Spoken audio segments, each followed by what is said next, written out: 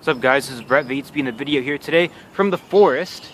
It's been so long since I've recorded a video here, and I used to do like intros and outros in here a long time ago, but I'm back now, so that's super awesome in this wonderful place where we're gonna have a great video here today. 6 tips to complete epic yo-yo string tricks is coming up here today.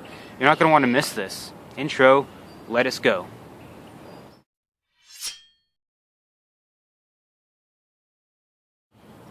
Kind of funny when people see me like sitting here like this, like, oh man, are you one of those YouTubers? Like, no dude, I'm just making a video diary so I can look back at this moment when I'm 60, when I was 22 or something. Yeah, it's totally what I'm doing here. Alright guys, so tip number 1 here, 6 tips to completing an epic yo-yo string trick. Tip number 1, start off with some of the smaller string tricks before you get into the bigger ones. Like, for example, get down Cold Fusion before you try Spirit Bomb or something like that. You want to do the longer string tricks later on once you've completed some of the easier ones. I think that's a good tip. Focus on the smaller ones first. And I'm going to check out my writing a little bit here. Before you attempt to do a big string trick, focus on smaller ones first. Do whichever one you think is the easiest first. If you feel like Cold Fusion is easier than, Superman or And What or something, which it probably is for a lot of people because it's a lot smaller of a string trick and there's not as many elements to that trick, right? Like Cold Fusion compared to Superman, or compared to, And What, right? So that's definitely a good tip. Focus on some of the smaller string tricks first and then build your way up. Like I remember when I first started doing string tricks, I started off with the easier ones first, like, McBride's Roller Coaster and Buddha's Revenge and Ouija Bow. And then eventually I moved on to like Spirit Bomb, and some of those other tricks, like Kamikaze is another harder one. So focus on the easier ones first, and then you can progress your way into the harder ones eventually. It's a good tip. That's number 1. So tip number 2 here today is having the correct string length, and that's something that'll really help you out, depending how tall you are. If you're like me and you're really short, then you'll probably have a really short string. But if you're someone that's taller, then you'll use a string that's a bit longer. But it's really important to have a string length that is your size, because that'll really help you get those string tricks down. You'll have more control to be able to hit some of these tricks that are hard to do sometimes, right? So having the correct string length can really help you out. So yeah, you want that string around your belly button area or around your waist. And that's usually a really good length for doing string tricks and stuff like that. It really helps you out. It gives you more control having the correct string length. And also I want to add on to this by saying that, it's good to have a decent breakaway and sleeper throw. Like, I don't think you have to have a perfect breakaway or a perfect sleeper to be able to do hard string tricks. Just keep practicing the breakaway and the sleeper. And then as long as you get it down pretty good, where, it's straight enough and it's not, bailing out on you, then, you should be good. I'm not really going to sit here and tell you guys you need to have a perfect sleeper or you need to have a perfect breakaway throw to be able to do, harder string tricks. It does help to have, a good sleeper and a good breakaway, so keep practicing those as well. And so the correct string length and having good sleeper and breakaway, that's tip number 2 right there, guys. So the next tip, of course, is going to be, well, if I want to do really good string tricks, don't I need a good yo-yo? So, having a good yo-yo, whether it's plastic or metal, it's preference. I personally like plastic better. Some people like metal better. So it just really kind of depends what you like, and, find out what you like. Maybe you like plastic, maybe you like metal. But anyways, having a good yo-yo, honestly, in my opinion, buy something that's like $30 or $40. Like, I personally haven't spent more than $40 on a yo-yo before. And, I can do tricks pretty well. So that's pretty awesome.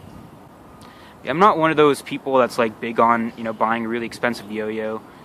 I really haven't spent a lot on yo-yos. You really only need something that's $30 or $40 in my opinion to be able to do almost any trick, to be honest.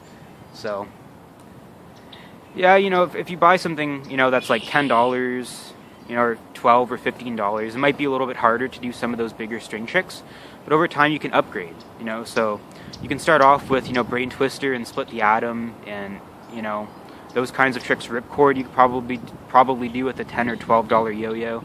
And some of those intermediate string tricks you could probably do with those cheaper yo-yos. But Honestly, something that's $30 or $40 can get you pretty far into the advanced yo-yo string tricks. So guys, tip number 4, and I think this is actually a really important one that I haven't really heard many other people mention before, but I think this is a good tip right here. And this is to give your yo-yo enough time for the bearing to break in.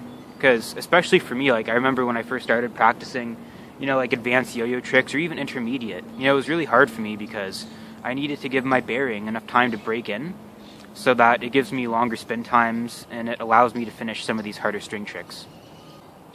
So I think that's a really good tip. Give your yo-yo enough time for the bearing to break in. So when you first buy it, practice with that yo-yo, and then eventually, once you practice enough, the yo-yo will find its happy place.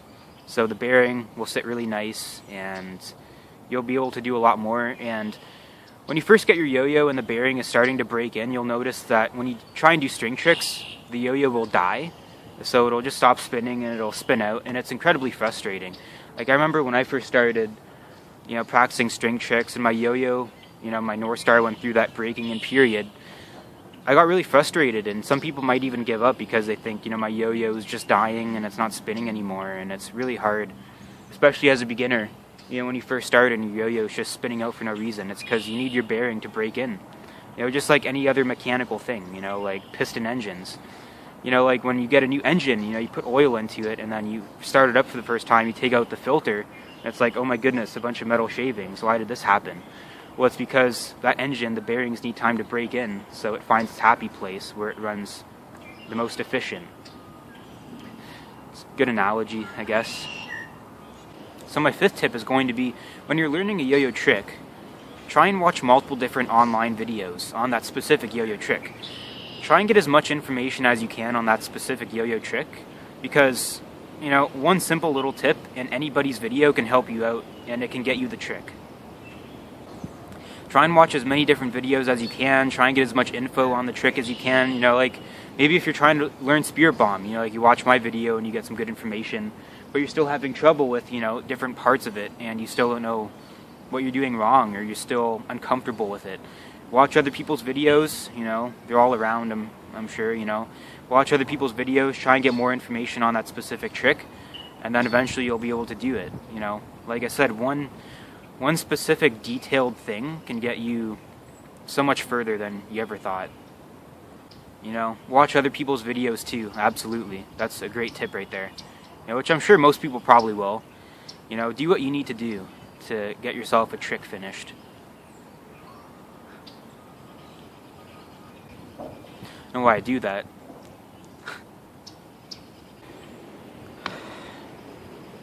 Absolutely, try and get as much input as you can on a specific trick. Listen to people, what they're telling you, try it out for yourself.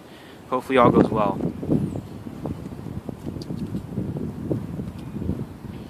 And tip number 6, everybody. Tip number 6. Practice, practice, practice, practice, practice, practice, practice, practice, practice. Yo-yoing, this is something that honestly takes so much practice, and especially with string tricks, or honestly anything, even with looping or the different styles, they take so much practice. Keep beating the dead horse. I say it in so many videos. Keep practicing as much as you can. This takes time. It's a journey. It takes effort. And again, you have to have the passion to want to keep doing what you're doing, and you see something good in what you're doing. And you keep doing it because you like it and you want to do it. So practice, that's tip number 6. And that's it for me today. Thank you guys so much for watching this video here today. 6 tips to help you complete epic yo-yo string tricks.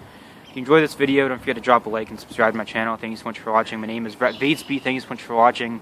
I really enjoyed having you guys here today. Here in the forest, which is awesome. We'll probably have a few more videos here pretty soon here once again. Another pretty long outro. Trying to make these shorter. But anyways, thanks so much for watching. My name is Brett Vatesby. I'll see you guys again next time.